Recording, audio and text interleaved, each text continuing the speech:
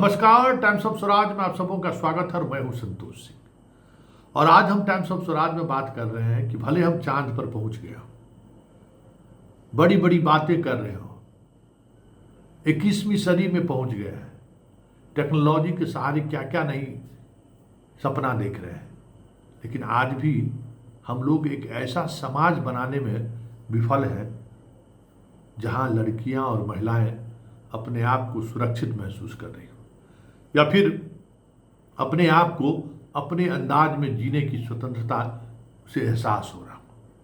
जी हाँ, आज एक शिक्षिका आत्महत्या कर दी है। खबर दरभंगा के कुशेश्वर स्थान से आई है। वो इलाका है जहां अभी कोसी का बाढ़ विकराल रूप धारण किए हुए है। वहीं उसकी पोस्टिंग थी और खबर आ रही है कि उसने दोपहर बाद आत्महत्या कर ली है।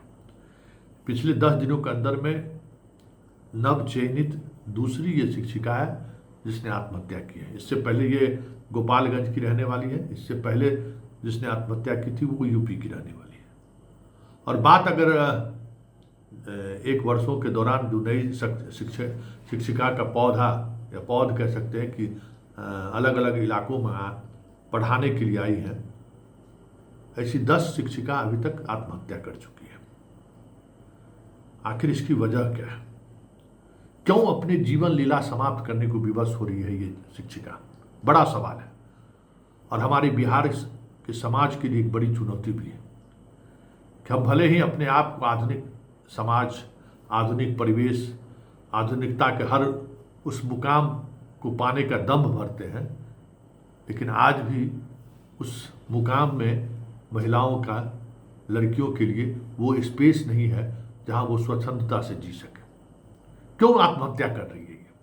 क्यों अपनी जीवन लीला समाप्त कर रही है? कोई तो वजह रहा होगा, कुछ तो वजह है जिस वजह से लड़कियां, महिलाएं जो शिक्षक बनी है, जो गांव से दूर जिनका पोस्टिंग है, वो सहज महसूस नहीं कर रही है। कुछ न कुछ तो उसके साथ हो रहा है और इसके लिए अगर कोई जिम्मेवार है तो हम सब जिम्मेवार हैं। वैसे जो भी बिहार और बिहार से बाहर की जो लड़कियां आई हैं, जो बिहार के गांव में बच्चों को पढ़ाने का काम कर रही हैं, इससे पहले भी मैंने कहा था और आज भी कह रहा हूं कि आप फाइट इट। वाकई में हम समझ सकते हैं कि कितनी बड़ी चुनौती आपके लिए है और बिहार का ग्रामीण समाज हो या शहरी समाज हो, किस तरीके से एक अकेली लड़कियों को किस नज़र से देखती है वो हम बेहतर समझ सकते हैं। अभी हाल ही के दिनों में एक घटना घटी है। एक बीपीएससी से ही चयनित शिक्षिका अपने 6 साल की बच्ची को, जो शिक्षक के घर में ही किराए में रह रही थी, स्कूल गई और उस शिक्षक ने उसकी बच्ची के साथ बहुत ही गलत व्यवहार किया है। अब सोचिए कहाँ हम लोग जा रहे हैं, किस मानसिकता में जी रहे हैं, कैसे ये समाज चलेगा, कैसे लड़कियां आत्मनिर्भर होने की बात सोचेगी। सोचने की जरूरत है। और ये जो शिक्षक लोग जो इसको तबादला नीति से या छुट्टी से जोड़ रहे हैं, तो ये कहीं न कहीं उस सच्चाई से मुख मोड़ रहे हैं जिन सच्चाइयों से आपको फाइट करना चाहिए। हमें याद है एक बेगूसराय की लड़की का वीडियो जो बाढ़ में वो जो आ रही थी और उस वीडियो के सहारे हमने खबर चलाई थी कि किस तरीके से जान हथेली पर लेके शिक्षिका स्कूल जाने को विवश। उसके कमेंट्स में हमने पढ़ा, हम तो उतना कमेंट्स पढ़ते नहीं हैं, 2-3 दिन खबर चलाने के 2-3 दिन बाद उस लड़की का फ़ोन मेरे पास आया रोते हुए कि सर प्लीज़ वो वीडियो डिलीट कर दीजिए। हम कि क्यों बाबू, क्यों डिलीट कर दें, क्या हुआ? तो सर उसमें कमेंट बॉक्स में बहुत ही गंदा गंदा लोग शब्द लिख रहा है, हमारे ड्रेस पर छीटाकशी कर रहा है कि किस तरीके का ड्रेस पहनकर स्कूल जाती है। हम कह रहे अगर इस तरीके से ड्रेस पर कमेंट करे और उसको तुम इतनी संवेदनशीलता के साथ ले रही हो तो ये समाज तुम्हें जिंदा ही नहीं रहने देगा, तुमको तो जिंदा लाश बना देगा। तुम डर क्यों रही हो? और वो भी तुम बेगूसराय के बिहट की रहने वाली हो, रे रामदेरी की रहने वाली थी। हम कहे तुम लोग तो बिंदास हो जाओ, तुम डर जाओगी तो जो साधारण सामान्य परिवार की जो लड़कियां हैं वो तो समझो कि इस तरीके से सुसाइड कर लेगी। लोगों के कहने पर तुम तब हम कमेंट बॉक्स में पढ़े तो इतनी गंदी गंदी भाषा का इस्तेमाल था उस लड़की को लेकर, मैं खुद हैरान रह गया। ड्रेस सेंस बता रहा है लोग कि क्या क्या नहीं उसके बारे में लिखा। तो ये हमारी आपकी मानसिकता है और उसको हम काफी उसका मनोबल बढ़ाए।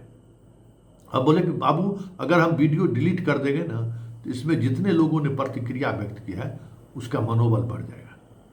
वीडियो डिलीट करने के लिए मुझे विवश मत करो। हम वीडियो डिलीट कर सकते हैं लेकिन मुझको विवश मत करो। तुम हमारे अंदर फाइट करने की ताकत बढ़ाओ।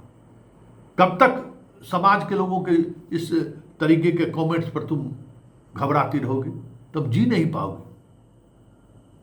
और हमने वीडियो डिलीट नहीं किया।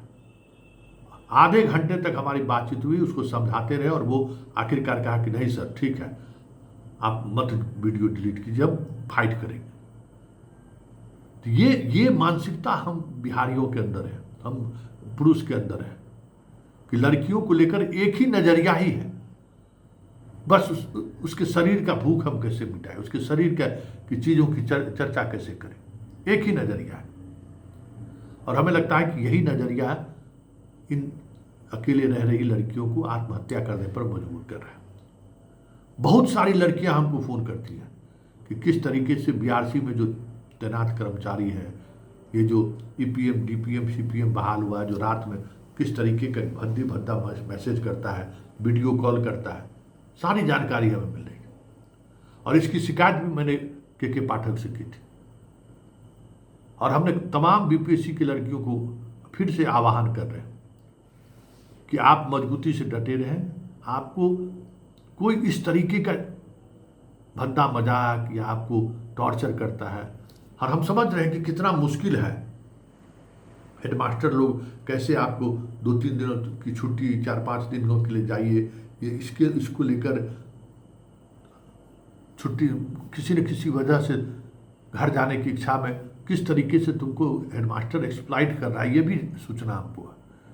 सारी खबरें हमें आती रहती हैं।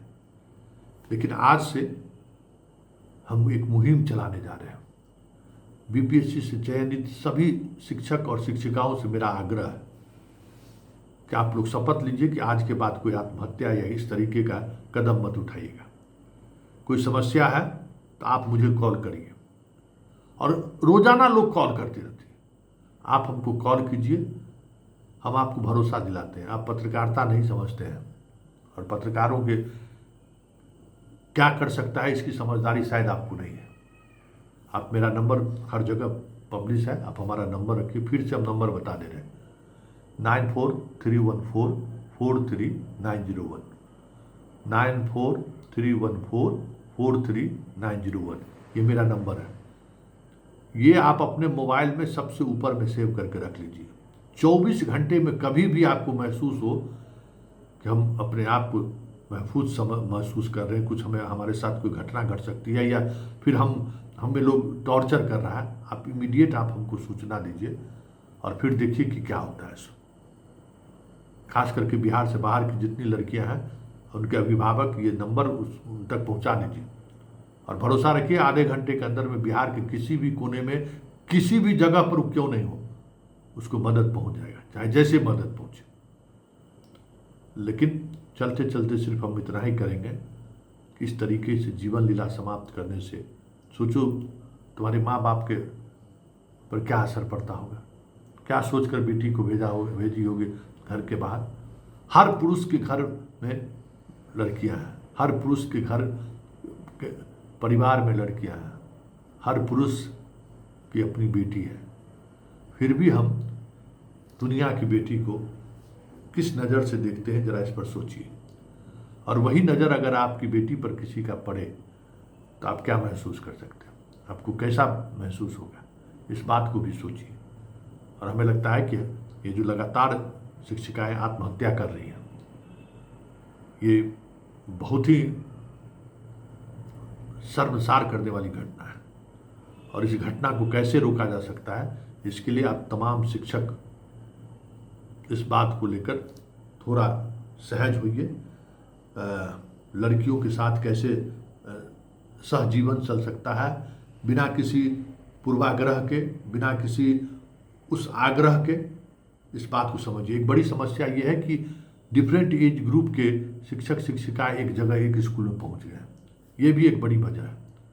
जो नई शिक्षिका गई है वहाँ जो पहले से जो शिक्षक है उसका एज ग्रुप भी जो है एक बड़ी समस्या उत्पन्न कर रही है। ये इस बात को हम समझ रहे हैं, लेकिन इसको टैकल करना है। कैसे टैकल करना है, क्या करना है, इसको लेकर आप हमें सुझाव भी दें। हम आपको भरोसा दिलाते हैं कि मुख्यालय स्तर पर इस तरीके की शिक्षिकाओं के साथ कहीं कोई मिसबिहेव हो रहा है या फिर मजबूर किया जा रहा है, 24 घंटा लगेगा। बस इतना सोचिए कि 24 घंटा में चीज़ें बदल जाएंगी। आप हम पर भरोसा कीजिए प्लीज़, लेकिन अपनी जीवन लीला समाप्त मत कीजिए। मैं हूँ आपके साथ खड़ा। पूरा बिहार का ऐसे सोच रखने वाले लोग आपके साथ खड़े हैं। फिर अगर इस तरीके से जीवन लीला आप समाप्त करेंगे तो फिर इस समाज के रहने और नहीं रहने का मतलब क्या है?